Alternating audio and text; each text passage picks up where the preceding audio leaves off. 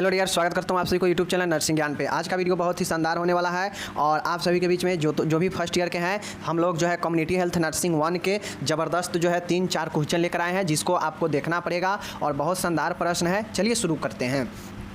मैं बार बार बताता हूँ कि आप लोग जो लोग भी पीछे पढ़ लेते हैं तो मान के 2-3 दिन अगर हो चुका है उसे पढ़ा हुआ, तो एक बार उसे पुनः जो है रिपीट कीजिए, पुनः रिवीजन कीजिए। समझ गए? बाकी मैं पहले ही बताया था कि कॉपी बनाइए, कॉपी में जितने भी रिवीजन का मैं करा रहा हूँ सबको कॉपी में खुद से लिखते चलिए, जिससे आपको लिखने से प्रैक्टिस होगा और माइंड में चीज़ें बैठेगा और जब ज़रूरत पड़ेगा तो कॉपी उल्टा कर हर एक सब्जेक्ट का एक ही कॉपी में रहेगा, तो आपको आसान हो जाएगा चीज़ों को रिवाइज करना। बाकी आप कितना कर रहे हैं नहीं कर रहे हैं तो हमें पता नहीं है, बट हम डेली के डेली करा रहे हैं, तो इससे ज़रूर आपको फ़ायदा लेना चाहिए। चलिए शुरू करते हैं।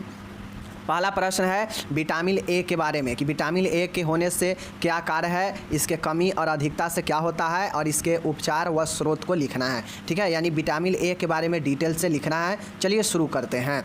देखिए विटामिन ए का क्या कार्य होता है, सबसे पहले इस चीज़ को जानिए। विटामिन ए जो होता है आँखों से देखने के लिए अत्यंत आवश्यक होता है, साथ ही यह बीमारी से बचाने में काम आता है। ठीक है, विटामिन ए जो होता है आपको आँखों से देखने के लिए बहुत आवश्यक होता है तथा यह जो है बीमारियों से भी बचाने में काम आता है। तो ये चीज़ समझ गए।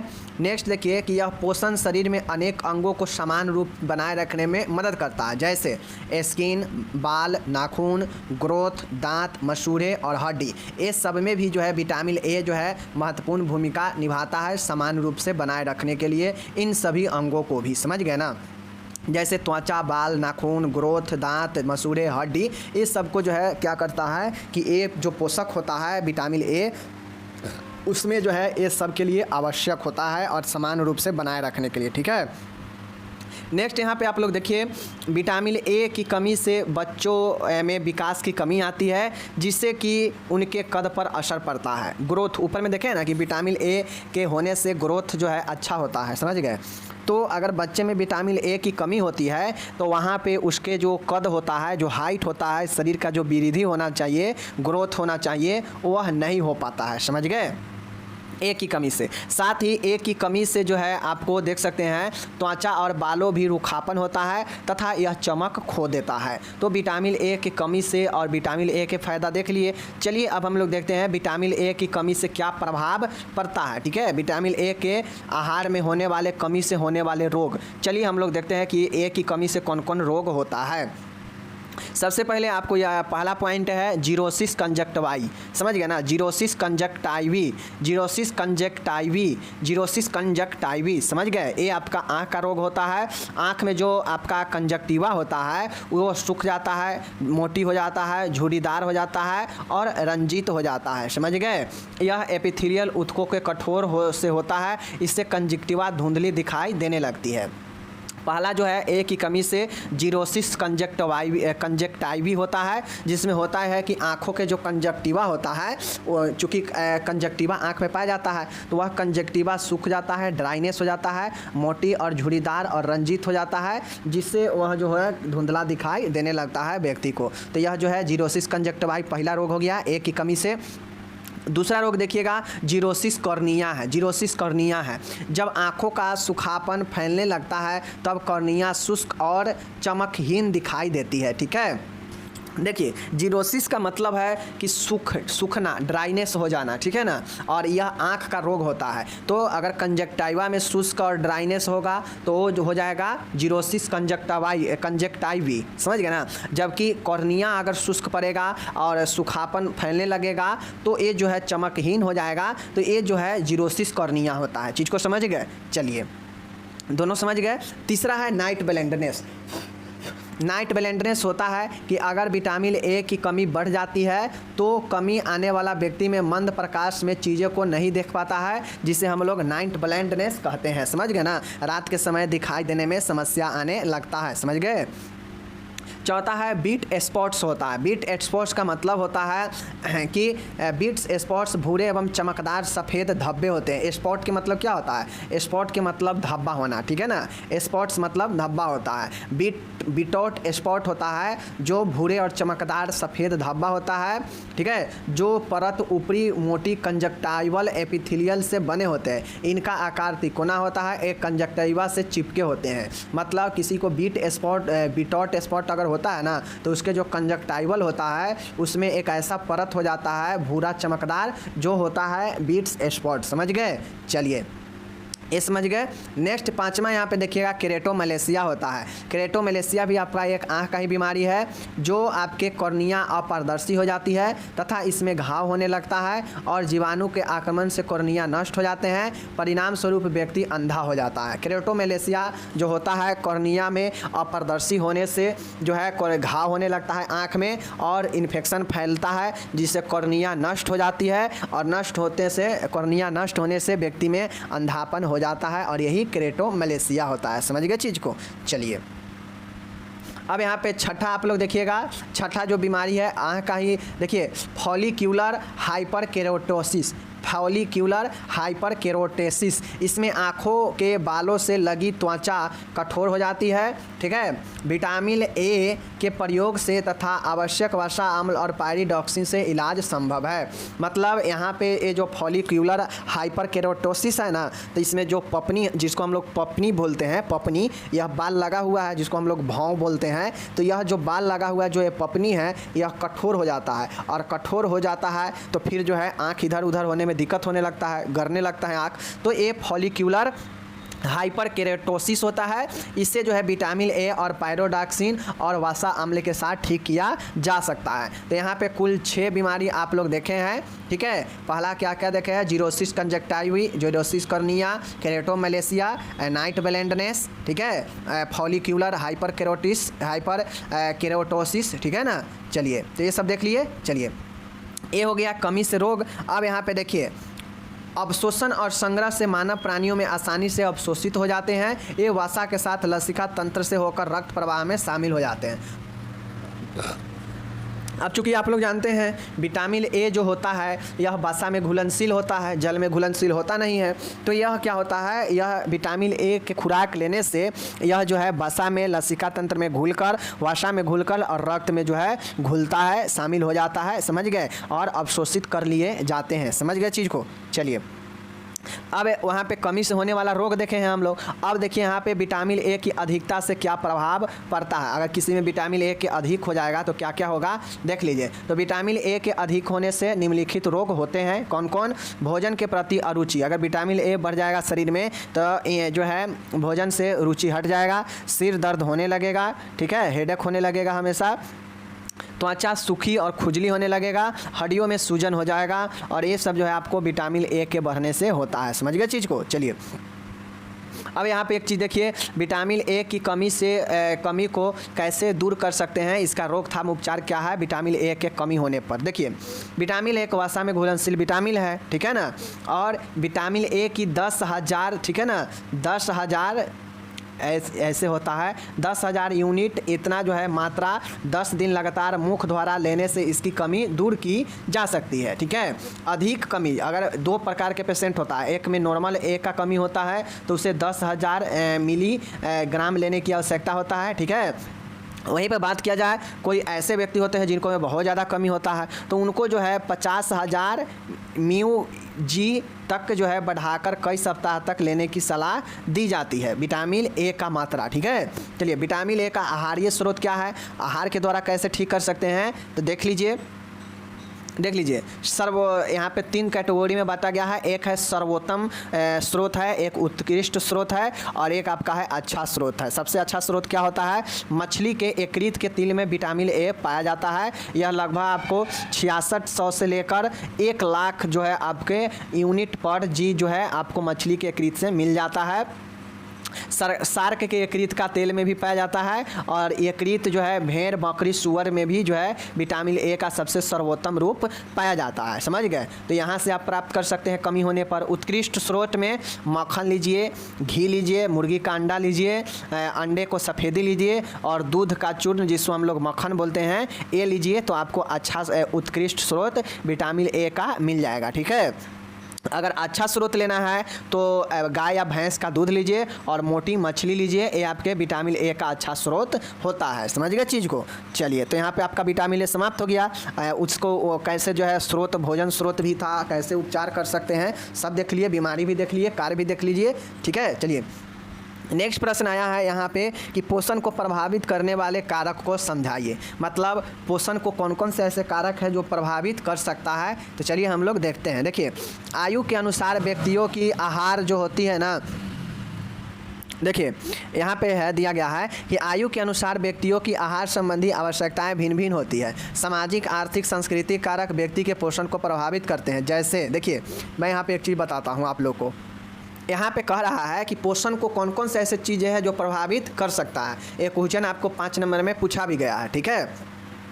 देखिए, भोजन को अब आप लोग जानते हैं, बच्चा होता है तो उसको अलग पोषण चाहिए, वृद्ध होता है उसको अलग टाइप से जो है पोषण चाहिए, जो एडल्ट होता है उसको ऐसा चाहिए, अलग चाहिए। अब जो पोषण होता है वह सब की आवश्यकता अनुसार अलग अलग होता है। चूँकि जो बच्चा होता है तो बच्चा में या फिर जो बाल अवस्था में, किशोरावस्था में होता है, उससे वयस्कों की तुलना में अधिक जो है पोषण की, विटामिन, एनर्जी की आवश्यकता होती है, क्योंकि उसका शुरुआती अवस्था होता है। वहाँ पे वृद्धि और विकास की कार्य तेज़ी से होती है, इसलिए वहाँ पे उससे जो है ज़्यादा एनर्जी, ज़्यादा खनिज लवण वाला भोजन, पोषक तत्व वाला चाहिए। तो ये सब जो है अलग अलग आयु वर्ग के लिए अलग अलग जो है आपके पोषण जो है आहार संबंधी आवश्यकता पूरा होता है, ठीक है।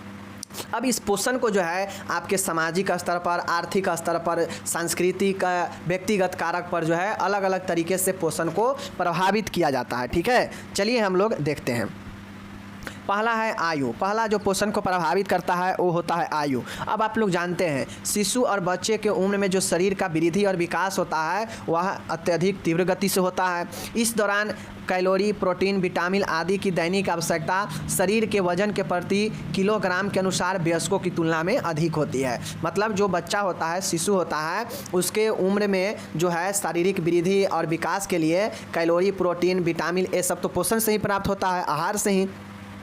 तो ये सब की आवश्यकता जो है प्रति किलोग्राम वयस्कों की तुलना में अधिक आवश्यकता पड़ती है, समझ गए। तो इसलिए आयु जो है पोषण को प्रभावित करता है, समझ गए। चलिए, दूसरा है लिंग। लिंग है, आप लोग जानते हैं कि समान आयु वाले महिला व पुरुषों में पुरुषों को अधिक प्रोटीन्स, विटामिन तथा खनिज लवणों की आवश्यकता होती है, परंतु पुरुषों की तुलना में महिलाओं को आयरन की आवश्यकता अधिक होती है। देखिए, लिंग है मतलब मेल और फीमेल। मेल और फीमेल जो होता है यहाँ पे मैं बताता हूँ कि अगर कोई 20 साल के मेल है और कोई 20 साल के फीमेल है, ठीक है, तो ऐसे में समान उम्र के हैं तो दोनों को जो पोषण चाहिए वो कहीं ना कहीं महिलाओं की तुलना में पुरुषों को अधिक चाहिए, विटामिन वाला, प्रोटीन, खनिज वाला पोषण, समझ गए ना। तो ये तो समान उम्र में है, परंतु जो महिला होती है उसको आयरन की अधिक आवश्यकता होती है, तो महिला को आयरन अधिक होगा और बाकी जो खनिज लवण और प्रोटीन होगा यह पुरुषों को अधिक मिलेगा। तो लिंग भी प्रभावित करता है, समझ गए। तीसरा है आय। अब आय किस प्रकार से प्रभावित करता है, तो आप लोग कॉमन सी चीज़ें जानते हैं कि जिसका आय, जिसका आमदनी अगर अच्छा होता है तो वह अच्छे अच्छे भोजन करता है, हमेशा दूध, दही, घी, मांस, मछली जो है, हरे साग सब्जी ज़्यादा सेवन करता है, तो उसको जो है खनिज, विटामिन और जो है प्रोटीन जो है आहार से अच्छा मिल जाता है। लेकिन जिसका आय कमज़ोर रहता है, जो गरीब रहता है, वो बेचारा अपना एडजस्ट करके कैसे कैसे चलाता है, जो मिल जाता है अपना भोजन करता है। तो इसलिए जो है गरीबों की तुलना में जो है धनिकों को या फिर उच्च जो वर्ग के होते परिवार में होते हैं उनको अच्छा मिलता है, समझ गए ना। तो इस कारण जो है आय भी व्यक्ति को पोषण को प्रभावित कर रहा है। कैसे प्रभावित कर रहा है, तो एक व्यक्ति है, एक परिवार है जहाँ पे बहुत अच्छा पोषण कर रहा है, क्यों, क्योंकि उसका आय अच्छा है। वहीं पर दूसरे तरफ गरीब है व्यक्ति, नीचे के तबके के व्यक्ति है, तो उसको जो है उतना आय नहीं है जिससे वो अच्छे अच्छे भोजन से अच्छे अच्छे पोषण प्राप्त नहीं कर पा रहा है, तो ये दोनों प्रभावित करता है। तो आय भी जो है आपको प्रभावित करता है, समझ गए।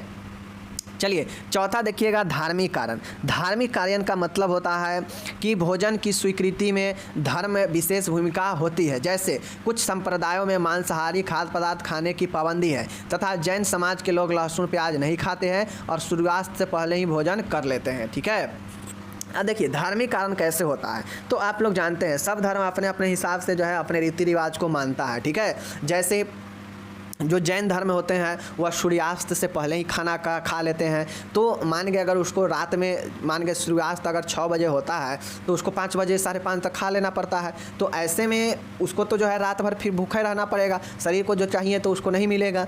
उसी प्रकार से बहुत ऐसे संप्रदाय धर्म होते हैं जहाँ पे जो है मांस मछली जो है लोग नहीं खाते हैं, लहसुन प्याज नहीं खाते हैं। तो ऐसे में उनके पोषण को कहीं ना कहीं प्रभावित होता है, समझ गए। तो यह धार्मिक कारक भी जो है व्यक्ति को प्रभावित करता है, समझ गए। चलिए 5वां है बीमारी। अब बीमारी कैसे प्रभावित करता है पोषण को देख लीजिए। किसी विशेष बीमारी होने से भोजन पर इसका प्रभाव पड़ता है। जैसे मधुमेह वाले व्यक्ति शक्कर वाला भोजन नहीं ले सकता है, शक्कर की मात्रा कम। किसी को अगर हाइपरटेंशन है, उच्च रक्तचाप है, बीपी का बीमारी है, तो उससे जो है नमक कम लेने को कहा जाता है। तो ये जो है व्यक्ति को बीमारी भी प्रभावित करता है भोजन आहार को, समझ गए।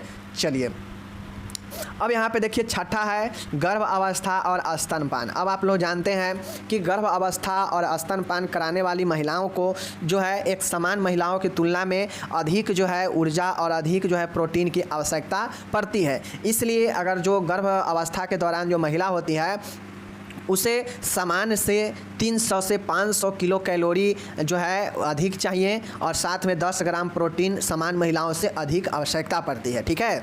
उसी प्रकार से मैं बात करूं कि जो स्तनपान करा रही महिला होती है उसको 500 किलो कैलोरी और 15 ग्राम प्रोटीन्स की अधिक आवश्यकता पड़ती है अपेक्षाकृत समान महिलाओं को, क्योंकि स्तनपान कराने में इसके शरीर से एनर्जी जाता है। तो एनर्जी पूरा कहाँ से होगा, तो इसी कैलोरी प्रोटीन से होगा, ठीक है। उसी प्रकार से बात किया जाए गर्भ अवस्था में, तो गर्भ अवस्था में जो है माँ से ही जो है गर्भ से माँ के गर्भ से ही जो है बच्चा सब चीज़ प्राप्त करता है अपना।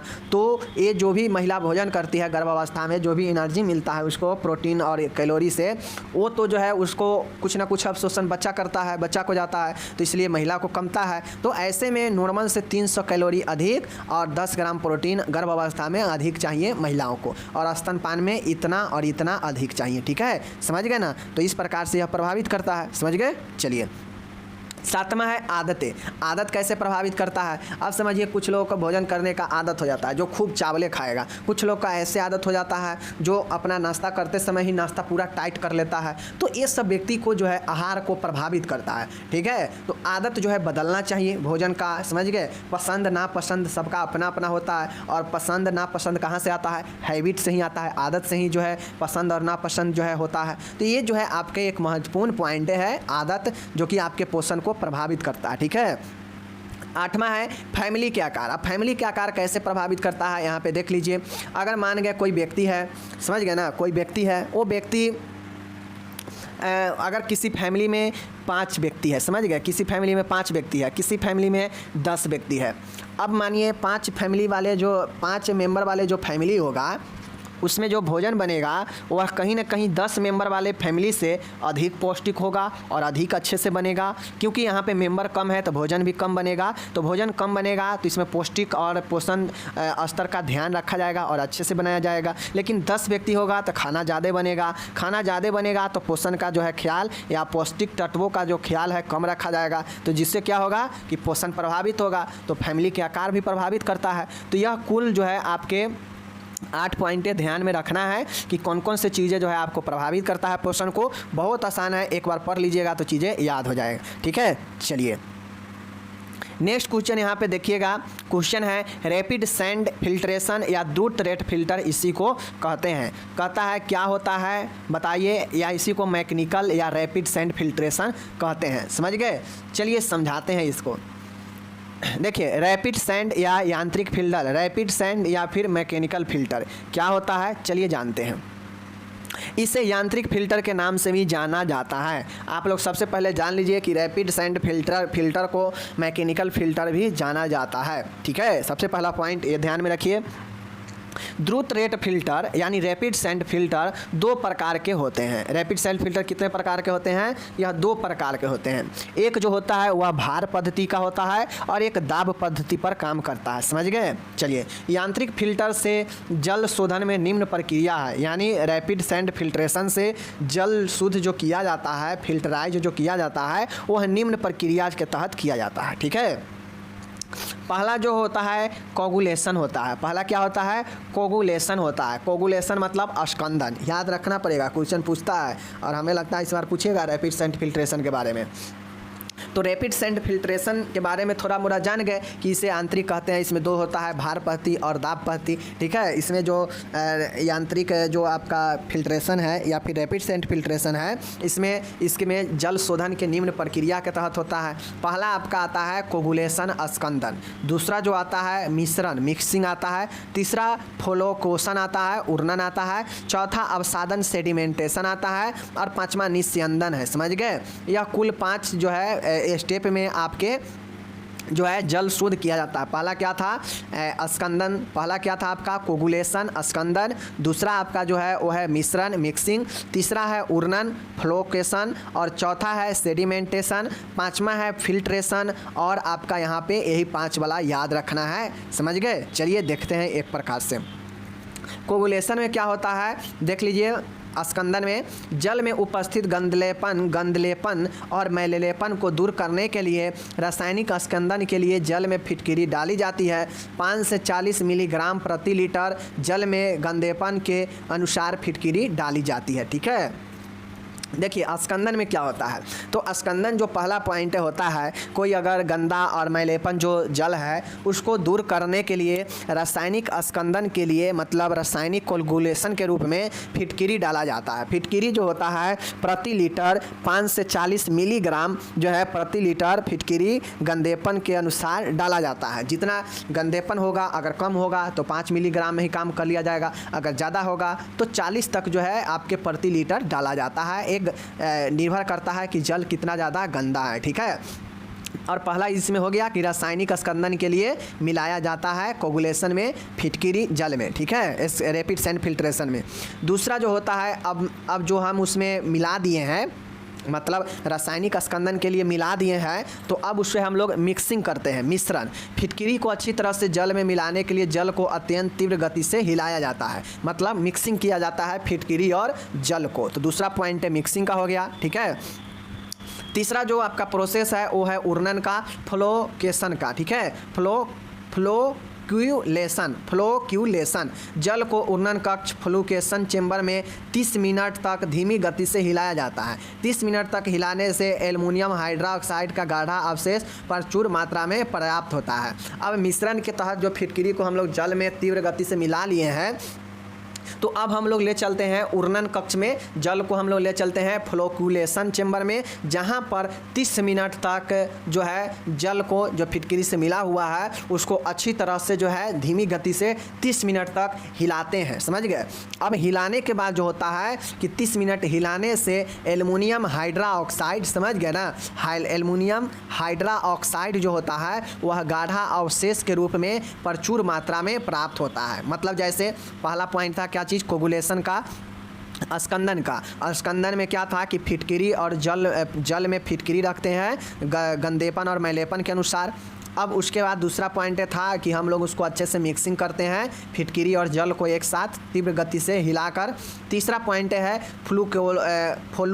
फ्लोक्यूलेशन का। फ्लोक्यूलेशन में जो होता है उर्णन होता है। अब ये उर्णन कक्ष में हम लोग जल को ले आते हैं और 30 मिनट तक अच्छे से धीरे धीरे हिलाया जाता है। हिलाने से होता यह है कि जो एल्युमिनियम हाइड्रोक्साइड होता है ना, यह गाढ़ा रूप में यह जो है एक अवक्षेप के रूप में जो है ऊपर जम जाता है। ठीक है, जैसे आप लोग देखते होइएगा कि दूध से मक्खन निकालने के लिए दूध को अच्छे से जो है हिलाया जाता है। कुछ देर हिलाने से होता यह है कि ऊपर जो है उसका एक परत जम जाता है दूध के, वो मक्खन होता है, उसको जो है छान के हम लोग क्या करते हैं बाहर निकाल लेते हैं और दूध उसमें द्रव के रूप में बच जाता है। होता है ना ऐसे? तो यही सब प्रोसेस है। समझ गए?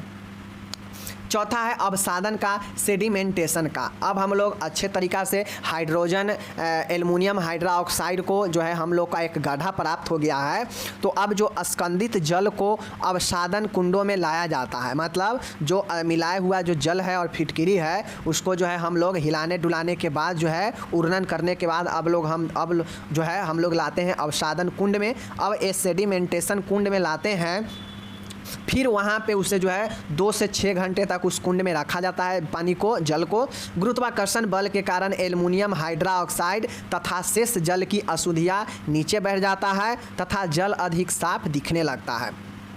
चौथा पॉइंट में क्या होता है, अवसादन सेडिमेंटेशन होता है। देखिए पहला पॉइंट था जहाँ पे जल फिटकिरी को रख दिए, जल में फिटकिरी रख दिए उसके मैलेपन और गंदेपन के अनुसार, पहला पॉइंट। दूसरा पॉइंट है कि मिक्सिंग करते हैं। अब जो फिटकिरी मिलाए हैं उसको अच्छे से जो है मिक्सिंग करते हैं, तीव्र गति से मिला लेते हैं। तो तीसरा गति है उर्नन फ्लोक्यूलेशन में हम लाते हैं उर्नन कक्ष में। अब उर्नन कक्ष में क्या होता है कि 30 मिनट तक उस जल को धीरे धीरे जो है गति से हिलाते हैं। अब हिलाया जाता है जिससे होता है कि एक गाढ़ा जो है अवक्षेप बनता है हाइड्रोजन एल्युमिनियम ऑक्साइड का, समझ गए। अब एल्युमिनियम हाइड्रा ऑक्साइड का जो अवक्षेप बनता है तो वह अवक्षेप को बनाने के बाद जो है एक गाढ़ा अवक्षेप बनने के बाद अब हम लोग चौथा स्टेप में लाते हैं सेडिमेंटेशन मतलब अवसादन में। अब जो स्कंदित जल है, जो मिला हुआ उर्नन कक्ष के बाद जो जल है उसको हम लोग इस सेडिमेंटेशन मतलब अवसाद कुंड में लाकर जल को लाते हैं। अब यहाँ कुंड में लाने के बाद जो है उससे 2 से 6 घंटे तक वहाँ रखते हैं जल को। अब जब जल उस कुआं में रहता है तो ग्रेविटेशनल फोर्स के कारण, गुरुत्वाकर्षण बल के कारण जो एल्युमिनियम हाइड्रा ऑक्साइड का जो अवक्षेप है गाढ़ा वाला वह नीचे बैठ जाता है कुआं के तल में और अशुद्धियाँ भी नीचे बैठ जाता है और जल पहले से अधिक सफाई दिखने लगता है। तो यह जो है चौथा प्रोसेस होता है, समझ गए। जैसे आमतौर पर देखते होइएगा कि अगर आप पानी और मिट्टी, पानी में जो है मिट्टी को आप मिला दीजिए, मिला के खूब अच्छे से उससे जो है मिला दीजिए, ठीक है। अब मिलाने के बाद जो है आप उसको किसी बर्तन में रख देंगे और कुछ देर, 1 घंटा आधा घंटा आप उसके छोड़ दीजिए तो देखिएगा जितना मिट्टी का जो आपका अशुद्धि होगा वह मिट्टी सब तल में जाकर बैठ जाएगा बर्तन के और ऊपर पानी जो है पहले की तुलना जो गंदा था अब वो साफ दिखने लगता है। ऐसा होता है ना, तो ठीक वही प्रोसेस सब यहाँ याद रखिएगा। लास्ट प्रोसेस है निस्यंदन का, फिल्ट्रेशन का, ठीक है। अब यहाँ पे देखिए कि जल को निस्यंदन के लिए रैपिड सैंड फिल्टर में पहुँचाया जाता है जहाँ जल पर लगभग 99% अशुद्ध हो जाता है। इसमें मंद रेत फिल्टर की तरह ही रेत एवं बजरी की परतें होती है तथा फिल्टर के तल पर शुद्ध जल की निकासी हेतु पाइप लगे होते हैं, ठीक है। इस प्रक्रिया में रेत के तह पर कीचड़दार परत बन जाती है। इसको दूर करने के लिए फिल्टर की सफाई की जाती है और फिर जो है उस फिल्टर को पुनः उपयोग कर सकते हैं, समझ गए। तो आखिरी जो पॉइंट होता है फिल्ट्रेशन का। फिल्ट्रेशन में जो जल सेडिमेंटेशन जो अवसादन होता है उस अवसादन कुंड के बाद कुछ देर छोड़ने के बाद वहाँ जल कुछ हद तक साफ़ हो जाता है तो उसके बाद जल को वहाँ से लाया जाता है रैपिड सैंड फिल्टर में, मतलब द्रुत रेत फिल्टर में, जहाँ पे उस फिल्टर में होता यह है कि वहाँ पे लगभग 99% जल शुद्ध हो जाता है इस फिल्टर में लाने के बाद। इसमें जो मंद रेत होता है, स्लो रैपिड सैंड फिल्टर जो होता है उसके तरह ही यहाँ पे रेत मतलब बालू और बजरी का परत होता है इस फिल्टर में। जो रेत और बजरी क्या करता है कि अपने अंदर जो अशुद्धियाँ होता है उसको जो है रख लेता है और नीचे जो फिल्टर के तल में एक शुद्ध जल का निकासी का पाइप लगा होता है उससे शुद्ध जल निकलते रहता है और ऊपर में जो बजरी और जो रेत होता है उस फिल्टर में वह क्या करता है कि अशुद्धियाँ को अपने साथ जो है घेर कर रखता है और नीचे से शुद्ध जल निकलता है इस रैपिड फिल्टर फिल्ट्रेशन में, ठीक है। इस प्रक्रिया के तरह कीचड़दार जो परत बन जाती है इसको दूर करने के लिए फ़िल्टर को साफ़ करते हैं और पुनः जो है फ़िल्टर को उपयोग के क्रम में लाते हैं, ठीक है। अब यह जो है कुल 5 पॉइंट से रैपिड सैंड फिल्ट्रेशन का के तहत जल को सफाई किया जाता है। अच्छे से बता दिए, अब आप लोग इसको एक आध बार प्रैक्टिस कीजिएगा, समझ में आ जाएगा, ठीक है। चलिए अब हम लोग यहाँ पे देखते हैं बैग तकनीक क्या होता है। बैग तकनीक के उपयोग को स्पष्ट करें। बैग टेक्निक के बारे में पूछा जाता है, अब की बार पंजाब में पूछा गया था बैग टेक्निक के बारे में। चलिए शुरू करते हैं। बैग तकनीक क्या होता है देख लीजिए। बैग चमड़े, कैनवास तथा हल्की धातु का बना हुआ होता है जिससे सामुदायिक स्वास्थ्य नर्स गृह मुलाकात के समय अपने साथ रखती है तथा परिवार में आवश्यकता अनुसार नर्सिंग सेवा में इसमें रखे हुए उपकरणों का इस्तेमाल करती है। आप लोग देखते होइएगा कि अक्सर जो नर्स या जो जो झोला छाप डॉक्टर होते हैं, जिसको हम लोग कहते हैं या बहुत लोग जानते भी हैं, तो एक क्या करते हैं कि अपने साथ देखते होइएगा कि एक चमड़ी का, समझ गए ना, एक चमड़े का और कैनवास तथा हल्की धातु का बना हुआ एक बैग अपने साथ रखते हैं, समझ गए। या यूँ कहा जाए, जो नर्स होती है कम्युनिटी हेल्थ नर्स, वह अपने साथ इस बैग को जो है, जो चमड़े और कैनवास और हल्की धातु का बना होता है, उसको अपने साथ गृह मुलाकात करते समय ले जाती है, जिससे परिवार के आवश्यकता अनुसार इसमें रखे हुए उपकरणों का उपयोग देखभाल में करती है। ठीक है, तो यह बैग तकनीक यही होता है, समझ गए।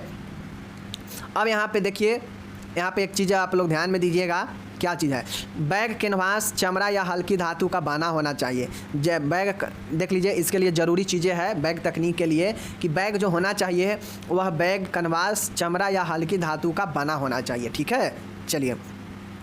दूसरा है, यह वजन में हल्का होना चाहिए ताकि कंधे पर लटक कर देर तक गृह मुलाकात करने में आसानी हो। यह जो है, यह हल्का होना चाहिए क्योंकि गृह मुलाकात करने में समय लग सकता है, तो इसके लिए कंधे पर लटका कर अच्छे से देरी तक रखा जाएगा। जब हल्का होगा तभी ना, तो ये चीज़ें होना चाहिए। ठीक है, नेक्स्ट तीसरा पॉइंट देखिएगा, बैग के अंदर रखा हुआ सामान जीवाणु मुक्त होना चाहिए, अर्थात यूँ कहे तो वह स्टरलाइज होना चाहिए। मतलब बैग में जो सामान होगा, जो देखभाल के लिए इंजेक्शन हो सकता है, दवाइयाँ हो सकता है, कॉटन हो सकता है, सीजर हो सकता है, ठीक है ना, उसके बाद जो है बैंडेज हो सकता है, थोड़ा थोड़ा जो फर्स्ट एड में उपयोग होता है वो सब चीज़ें होना चाहिए। तो ऐसे में ये सारे के सारे सामान स्टरलाइज होना चाहिए, यानी जीवाणुओं से मुक्त होना चाहिए। तथा बैग के बाहरी ओर नोटबुक नाप, ठीक है ना, बैग के जो बाहर ओर होता है वहाँ पे नोटबुक, फीता, अखबार या प्लास्टिक, ठीक है, उसके बाद तौलिया, साबुनदानी, नाखून ब्रश के लिए जो है बैग से बाहर जेबें रहनी चाहिए। अब बाहर में जो है एक जेब ऐसा होना चाहिए बैग का जिसमें कुछ एक्स्ट्रा चीज़ें, जैसे हाथ धोने का साबुन, साबुनदानी, नाखून साफ़ करने के लिए नाखून ब्रश, हाथ साफ़ करने के लिए तौलिया। बैग को नीचे में नहीं रखा जा सकता है, इसलिए अखबार और प्लास्टिक होना चाहिए, फीता होना चाहिए, नोटबुक होना चाहिए एड्रेस वगैरह लिखने के लिए। तो ये सब जो है एक बैग के बाहर पैकेट होना चाहिए, जेब होना चाहिए। ठीक है, जिससे ये सब चीज़ें रख पाएंगे आसानी से, समझ गए। चलिए, अब हम लोग बैग तकनीक का उपयोग कैसे करेंगे, यहाँ पे देख लीजिए, यूज ऑफ बैग टेक्निक। ठीक है, चलिए देखते हैं।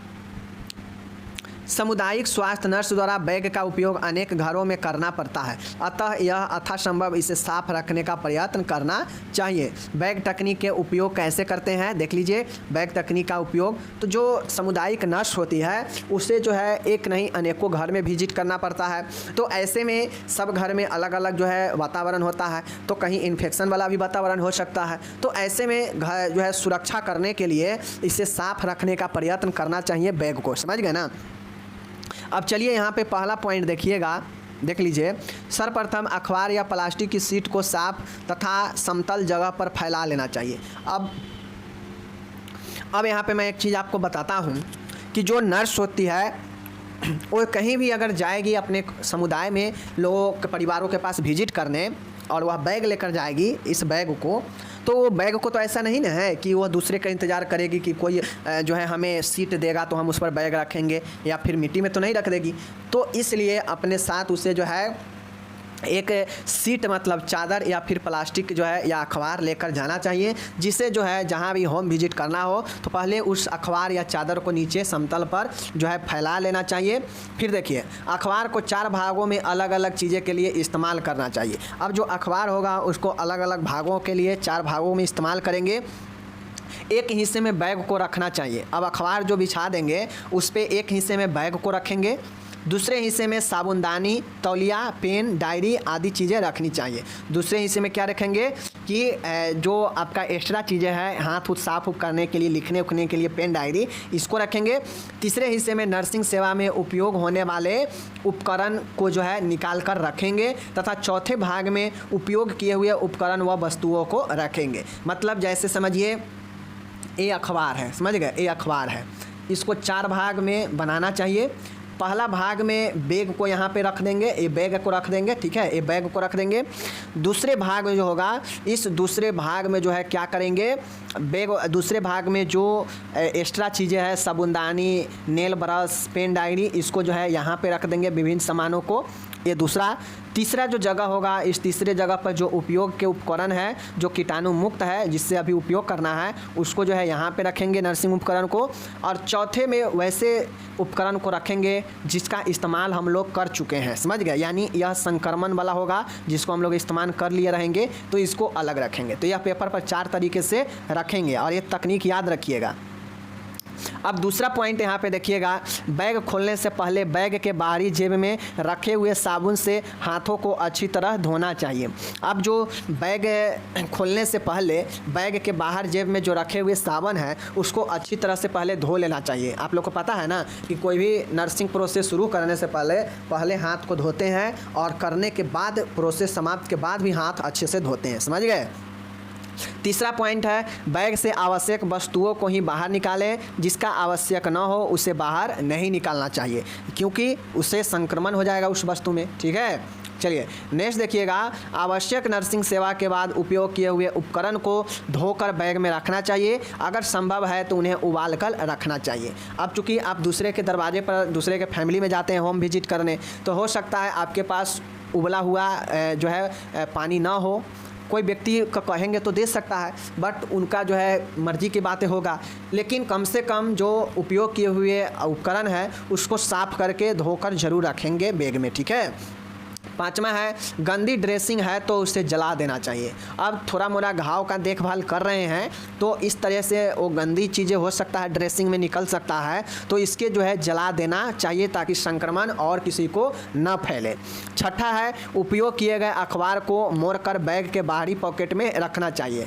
अब आप जितने जगह जाएंगे उतने जगह तो नया नया अखबार नहीं न बदलेंगे, तो ऐसे में जो अखबार होगा उसे मोड़कर और क्या करेंगे, जो बाहरी बैग का जेब है, पैकेट है, उसमें रख लेंगे, ठीक है। और इस तरीक़ा से बैग तकनीक और इसके उपयोग जो है आपके समाप्त होता है। अच्छे से आप लोग इसको पढ़िएगा, समझ में आ जाएगा 100%, समझ गए। चलिए अब आपके सामने ये क्वेश्चन करने वाले थे, बट ये बहुत VVI क्वेश्चन है आपका, मच्छर से होने वाले रोग और इससे रोकथाम। तो ये क्वेश्चन अगले वीडियो में हम लोग करेंगे, ठीक है। बाकी आप लोग इसको पढ़िए, समझिए और अपना प्यार आशीर्वाद दीजिए। और जो लोग नहीं पढ़ रहे हैं प्लीज़ आप अपना ध्यान रखिएगा, अगर नहीं पढ़ रहे हैं तो, क्योंकि नहीं पढ़िएगा तो दूसरा स्टेट नहीं है कि आपको जो है मदद दे देगा और पास हो जाइएगा। MP में एकदम बोर्ड के तरह एग्ज़ाम होती है, समझ गए चीज़ को। चलिए बाकी विदा लेते हैं, आप लोग समझदार हैं, समझ गए होंगे बात को। धन्यवाद।